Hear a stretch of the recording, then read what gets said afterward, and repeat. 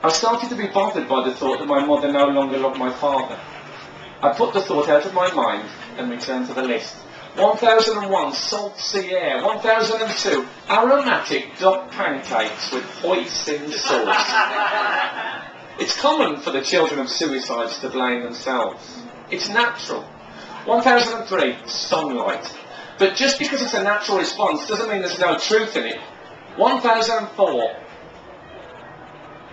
I posted the list anonymously to my mother. A week later, I found it on my desk, neatly folded back in its envelope. I still don't know whether or not she had read it. It certainly hadn't seemed to change her outlook. I began leaving notes around the house, stuck to various things.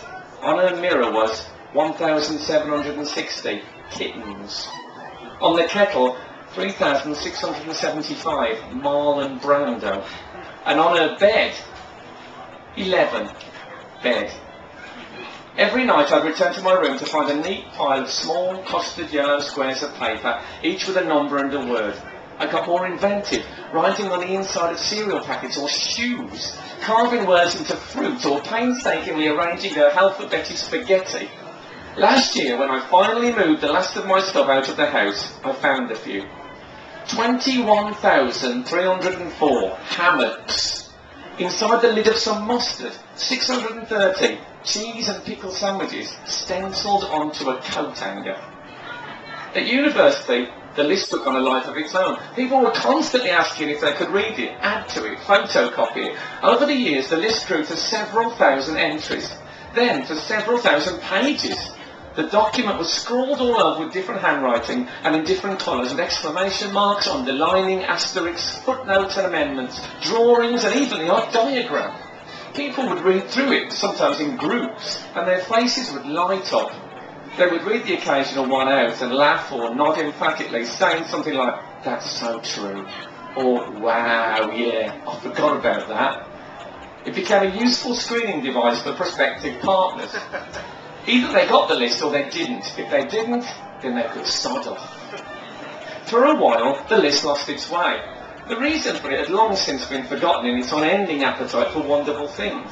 It had meandered towards novelty, running joke or obsession, but now, as it was nearing 1 million entries, it suddenly became important again.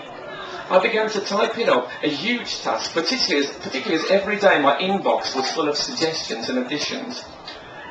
826,976 cartoons, in particular Sunday morning cartoons. 826,977 Gandhi. 826,978 snow. I wasn't around for the last time. I was in Australia with work, and when I got the call, I was on the beach. Dad wasn't around either. A neighbour complained about the exhaust fumes, and eventually the police cut through the garage door. I was piped through the driver's side window. That surprised me actually, because my mate hated driving.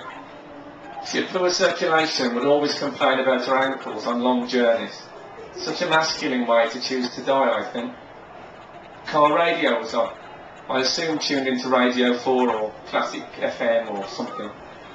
There was a pad and a pencil on the passenger seat, but she hadn't written anything. The hole in the garage door remained right up until Dad moved last year. I drove my father to the funeral. We sat in silence. He smoked with the window down. It wasn't a shock, it wasn't a relief. It was more like a betrayal, abandonment. During the service, I realised how much the list had changed the way I see the world. I kept noticing things to add to it. 999,976 bird song. 997,977 hogging. 999,978 tea and biscuits. 999,979 alcohol. 999,980 conversation. That night I completed the list. I typed up the last few hundred editions, printed it out, and left it in my father's chair. He never mentioned it directly, but when we spoke, a few weeks after the funeral, he thanked me and said, "I love you." I told him that sentimentality didn't suit him. Oh, 999,997 avocados, 999,998 being smiled at, 999,999 completing a task. 1 million. Listening to a new record for the first time, turning it over in your hands, placing it on the deck and putting the needle down, hearing the faint hiss and crackle of the sharp metal point on the wax before the music begins, then sitting and listening while reading through the sleeve notes.